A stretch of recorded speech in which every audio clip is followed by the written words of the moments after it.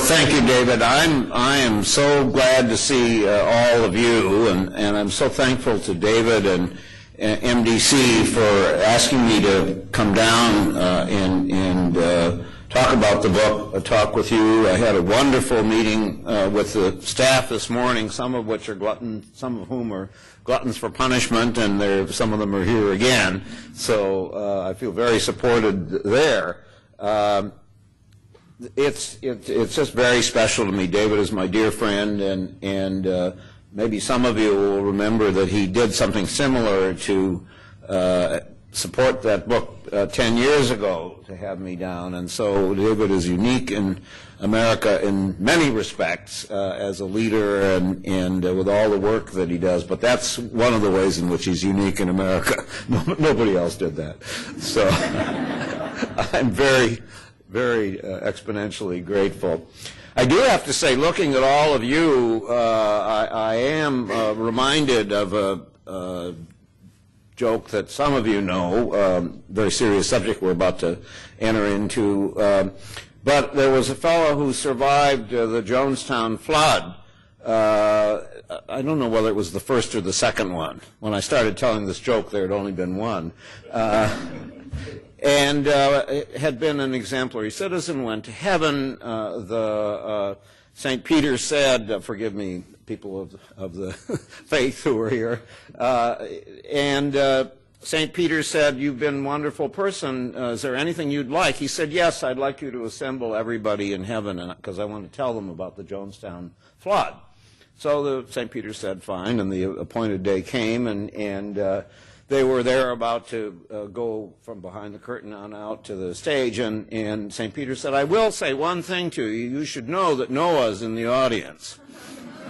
So this is a little bit how it feels to stand up here in front of all of you who do such wonderful work in so many different ways for economic and social justice, racial justice in our country, and to make things better for low-income people in our country.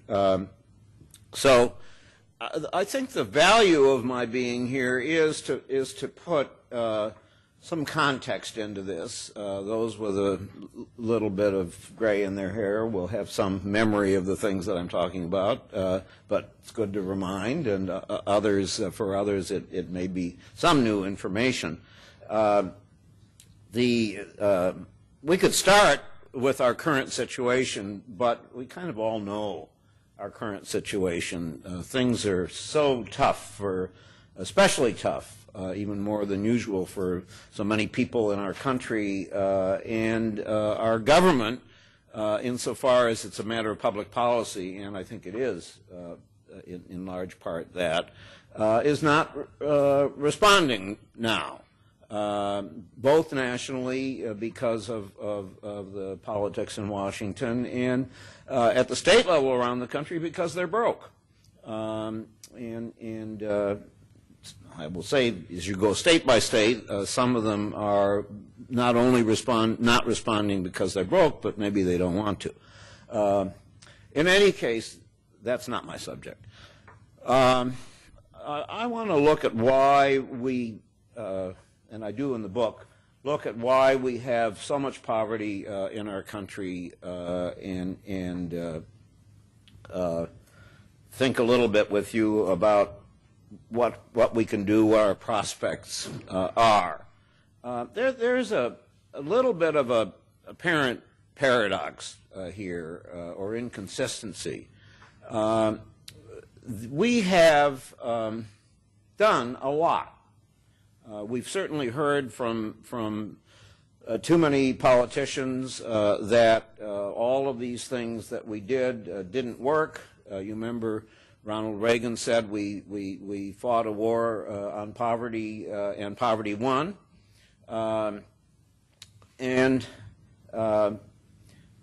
We have we hear too often that the various policies that we have are not successful.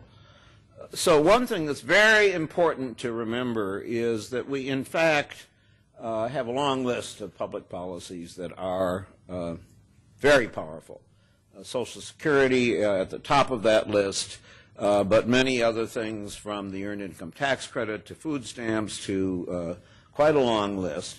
And so we have 46 million people by the latest count, it's 2010, in poverty, the somewhat inadequate way we measure poverty, but 46 million people. And those programs and policies that we have are keeping 40 million people out of poverty. It's quite an achievement. So we would be at 86 million without that. So that's on the one hand. On the other hand, in terms of this apparent inconsistency, if you look at what the poverty level was in 1973, that was the lowest level that we achieved since we started measuring poverty in the early 1960s, and that was at 11.1% of our people. Ups and downs after that, particularly ups during the 1980s, and when Bill Clinton left office in the year 2000, we had gotten back down to 11.3%, about the same. So you can see why someone might say, well, those policies must not be working. And indeed, since the year 2000, somewhat surprisingly maybe to some people when you look at it, 9 million more people. Since the recession started, 6 million more between 2000 and 2007, 15 million more people who joined the ranks of the poor since 2000. Almost a 50% increase in that 11, 12-year period. So again, the numbers are cause great concern. So how could we have this apparent inconsistency? About the same poverty between 1973 and 2000, up since then, policies that are successful keeping 40 million people out of poverty, and yet we still have so much. So that's what we want to look at for a few minutes here, what the book is largely about. The biggest single thing is not about only those who are poor. It's really about the fact that we have so much low-wage work in this country. There was a major shift in our economy, as we know. Back then, when the manufacturing jobs, the good-paying jobs went away, a factor of a lot of things, globalization, technology, the increasing weakness of unions, the fact that the minimum wage got pretty stuck. And so we came to have, as a result of that, this very, very large influx. The replacement jobs, and it's good that there were replacement jobs, pay so much less. So you know those jobs. We look around us every day. Those of us who have some resources benefit in many ways from the low wages that are paid in places that we use on a regular basis. Hotels, restaurants, retail stores, a lot of different places. If we have an elderly relative who gets home health care, and that's as a result of public policy, very good, except that the average wage of somebody doing home health care is less than the poverty line for a family of four. It's about $21,000. The average wage for somebody who takes care of our children or grandchildren in a child care center is $17,000, below the poverty line for a family of three. And we have the somewhat bizarre situation of people who are working, taking care of our children, who themselves have to get public benefits if they're people who have children, or they might get food stamps too. That seems to be really quite strange.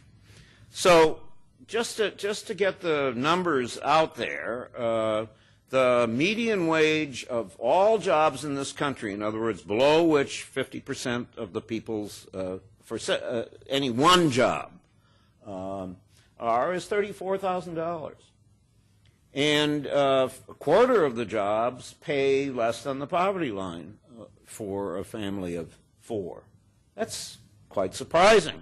That number, that level of the wage has fundamentally not changed since 1973. It's gone up by a total, not per year, but over 40 years, by a total of 7%, a fifth of a percent a year.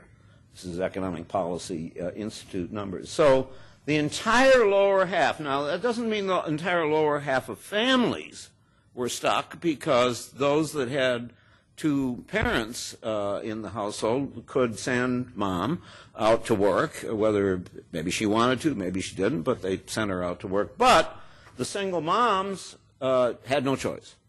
And we've had, as we know, a great increase, and that's an issue all in itself that certainly is important for us to discuss and talk about, and generates a lot of controversy, but the economics of it is indisputable.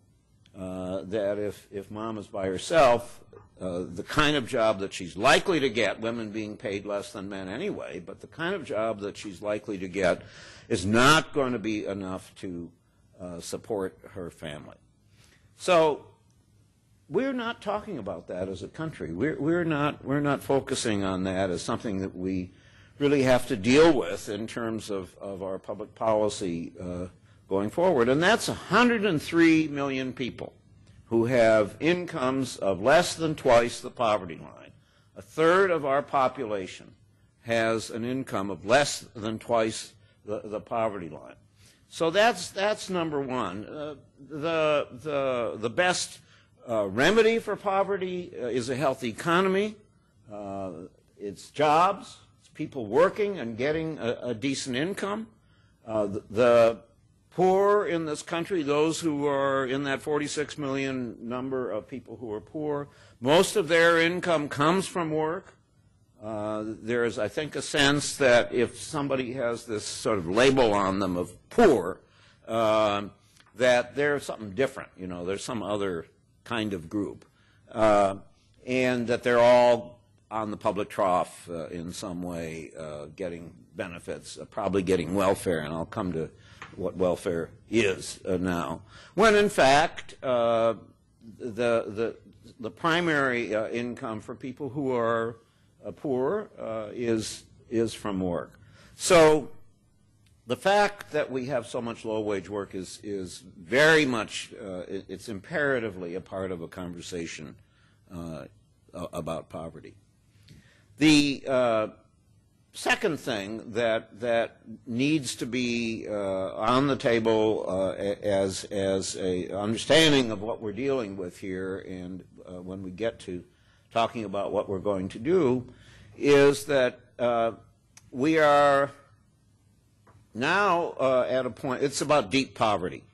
It's about extreme poverty. It's about people with incomes below half the poverty line. That's below $9,500 for a family of 3. And the number of people who are in that category numerically is, in 2010, was over 20 million people, 20.5 million people. Again, I think it's a surprising number. Now, I hasten to say that we have some public benefits that are helpful. They're not counted for purposes of the poverty calculation, but they're getting some food stamps, and some of them are working and have children getting some earned income tax credit, although this is very, very low income. And the percentage in the country who are in deep poverty has doubled since 1976. It was 3.3% in the mid-'70s. It's 6.7% now. So what is that about? Well, there are a number of things. Some of it is really the bottom end of the low-wage job problem that we've talked about. But another thing which has happened, which people just have not digested, have not brought into the way they think about these things, is that welfare, now temporary assistance to needy families, which was reformed, not reformed, reformed, in 1996, and as a consequence of that, has largely disappeared from many, many states in our country. So if you look at the overall numbers, there were 14 million people, too many in my view, who were on welfare before the law was changed.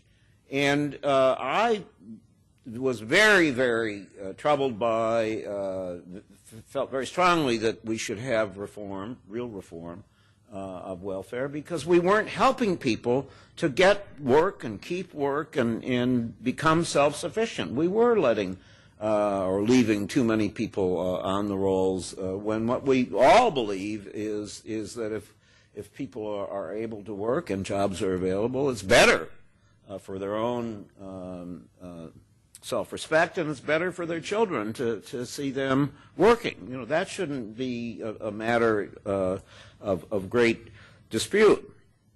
So you now have the champion on this, I say quite sarcastically, is Wyoming, which has 617 people, last reading of a few months back, who are moms and kids who are on TANF. 4% of children in poor families in Wyoming are receiving TANF, and in 25 states now, 6 more since the recession started, less than 20% are receiving TANF. In the before welfare was changed, 68% of poor children in poor families, did receive cash assistance, and now it's 27% nationally. So you can see what's happened. So the result of that, a stunning number, is that 6 million people now, and this is reporting by Jason DeParle, which was on the front page of the New York Times 2.5 years ago, 6 million people whose only income is from food stamps. How do they live? Good question. Only income from food stamps means income at a third of the poverty line, a little over $6,000 for a family of 3, 6 million people.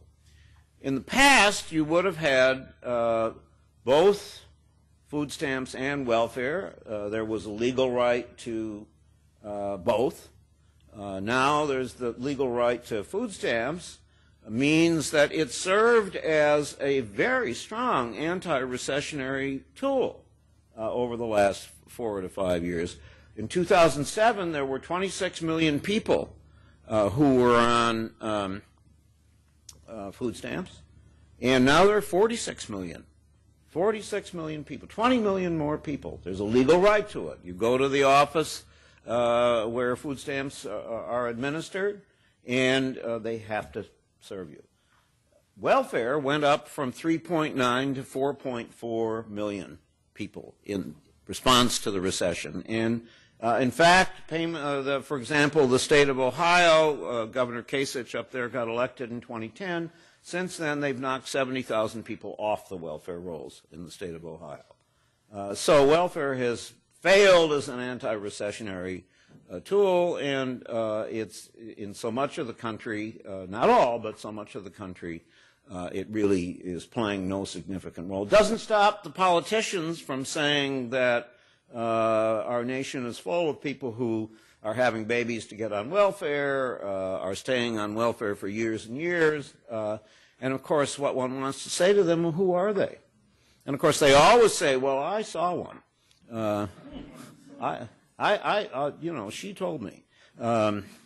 So that's problem number 2. Cutting across all of this, which has to be in our conversation is the effect of race and gender. We can't have a conversation about poverty in this country without talking about race and gender. And I've already talked about gender, haven't I? Because I talked about single moms being the ones who have the toughest time in a world of low-wage work. And I talked about single moms being a very disproportionate number of those who are extremely poor because of the demise, the near demise of welfare. Race, I don't think I have to tell you, everybody knows, but just to have the numbers on the table, African American, Latino, Native American people are poor now about 27% each, and poverty among white people is about 10%. So there's something wrong with that picture, that we still have those disparities. And I always say that the place where race and poverty come together is the most dangerous intersection in America. It's a bad combination. We've made great progress. We know that. We've had a wonderful change in terms of building a middle class in the African American community, very strong. Poverty, when we started counting the first year for which we have numbers back in 1959, they did it retroactively when they started the poverty line. African American poverty was 55%.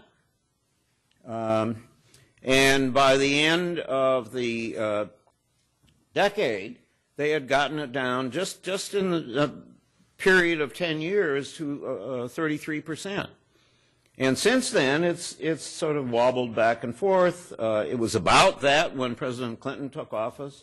It was down to 22% when he left. It's up to 27% now. So there's a good part of that story. But we look at those disparities, and we need to understand, and everybody here I know does, understand that there's so many things that go into it.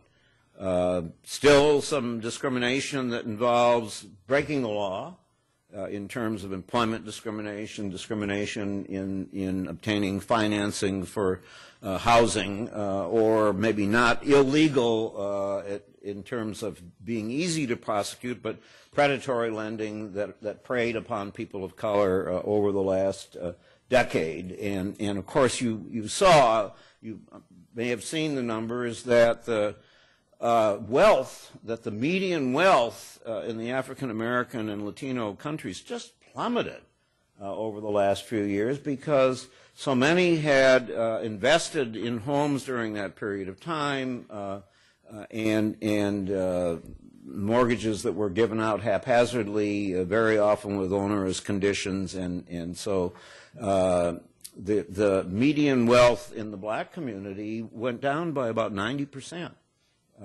From close to 100,000 down to about 12,000. Just shocking. So the issue about race, talk about schools, talk about the criminal justice system, and wherever we turn, we see structural racism, institutional racism, whatever you want to call it. But we know about the disparities in so many realms, and especially education and criminal justice. Now, that overlaps with something that I think is so important to be part of our discussion, and it connects to what so many of you were involved in, which is the question of place as it relates to poverty, and that's also a question that is disproportionately related to questions of race. Whether it's in the inner city, whether it's in rural areas, although in rural areas it's not so much a question that relates to race because we can think of Appalachia.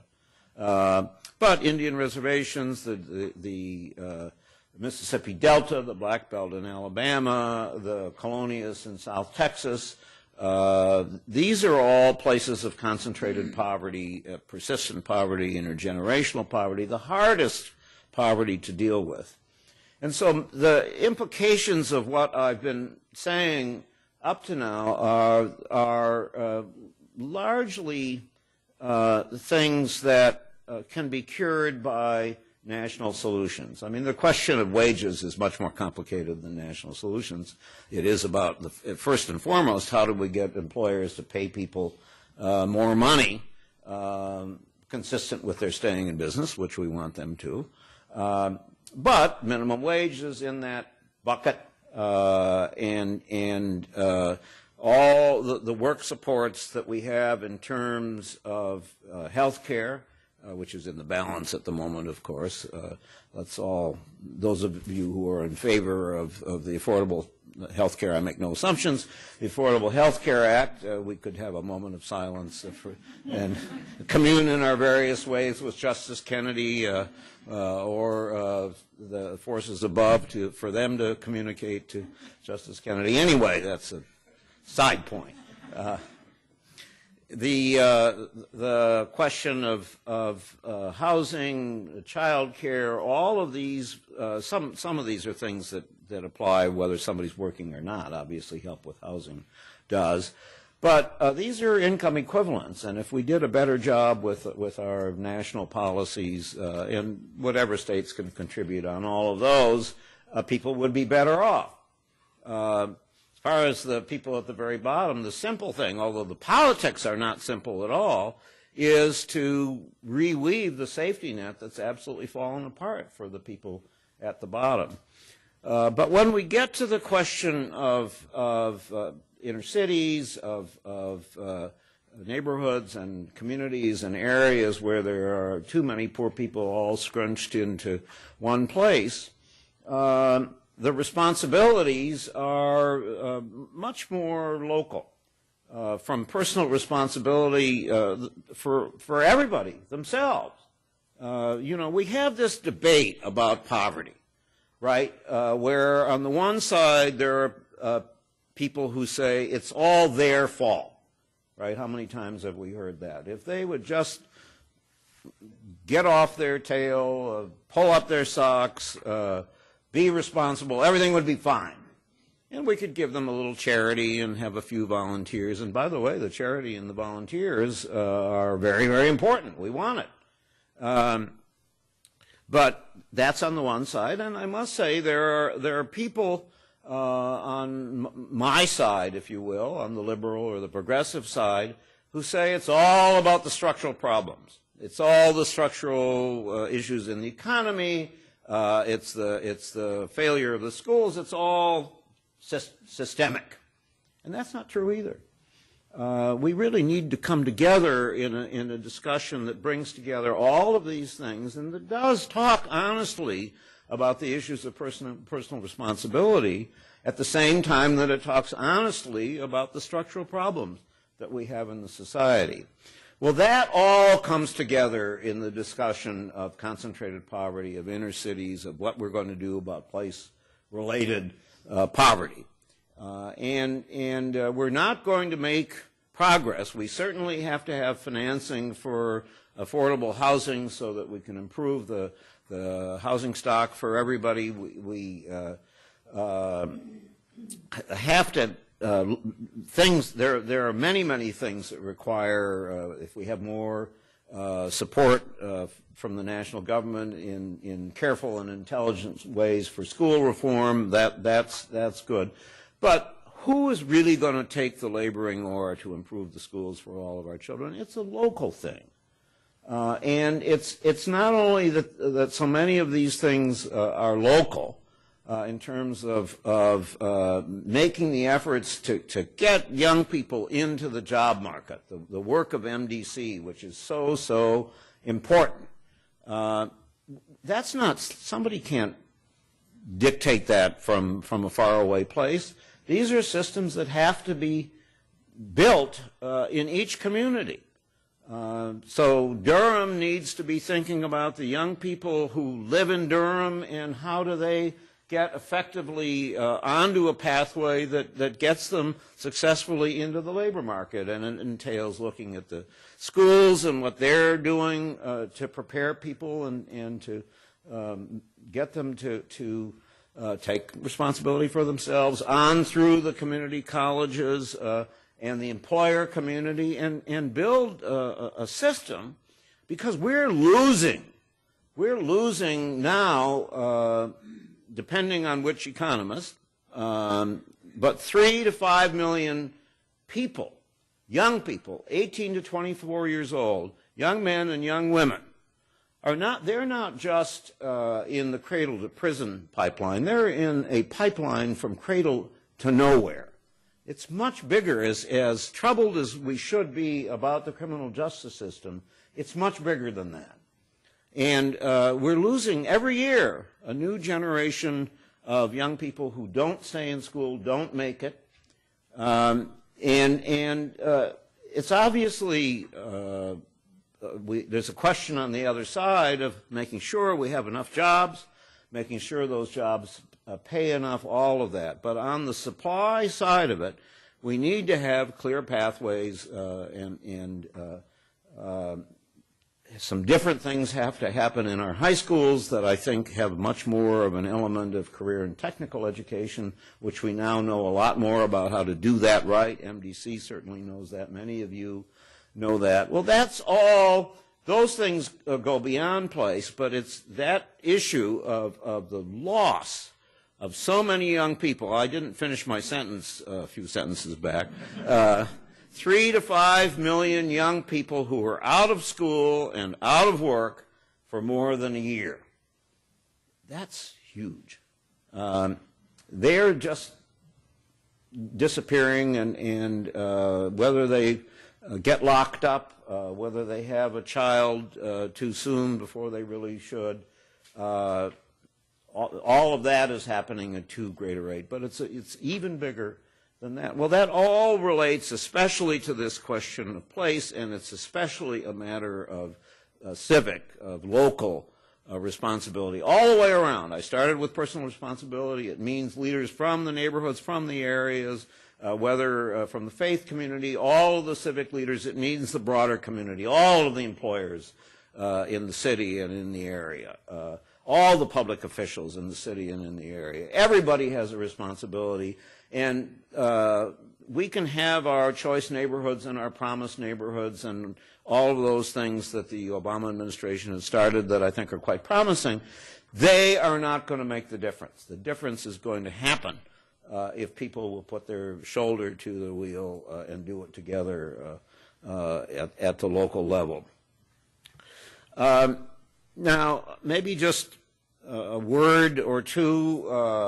I've talked about, kind of slid over into talking about remedies, politics.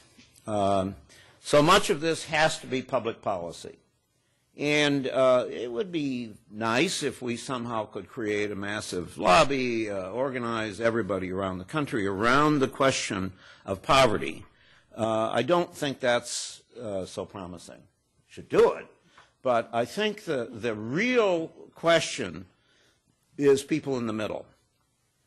The real question is all of those people who are in those low-wage jobs who don't see that they're there because things are arranged in a way that suits essentially economic interests in the country, who play out those interests in a political way.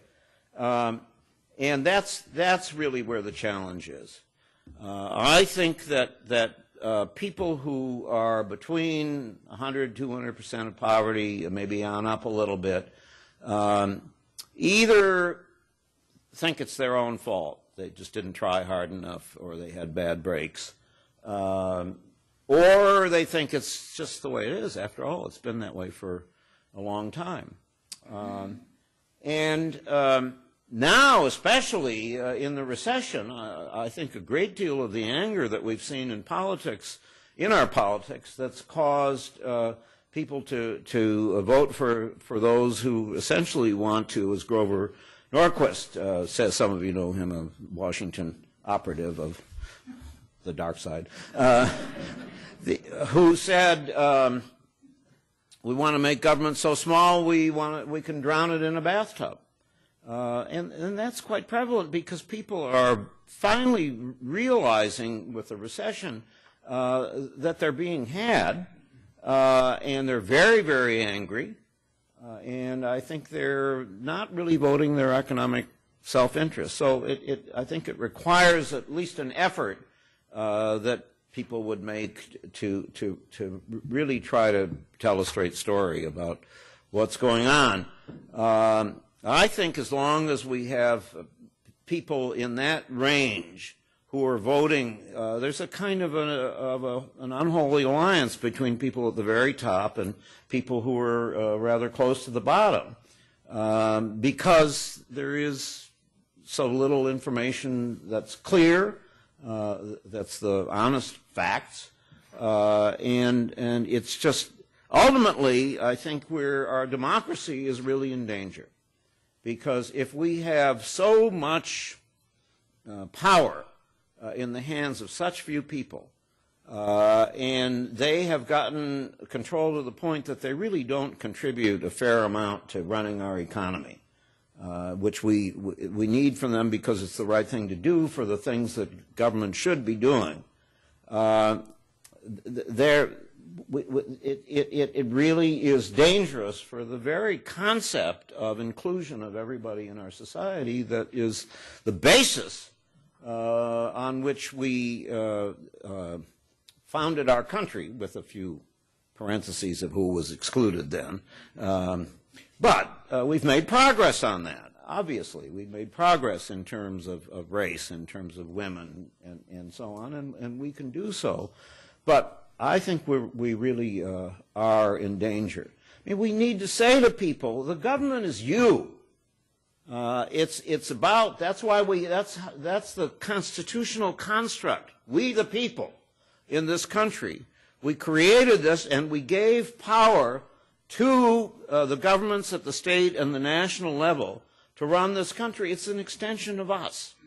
And we need to behave that way. We're the people who have the power. And you know, Citizens United is a horrible decision of the Supreme Court.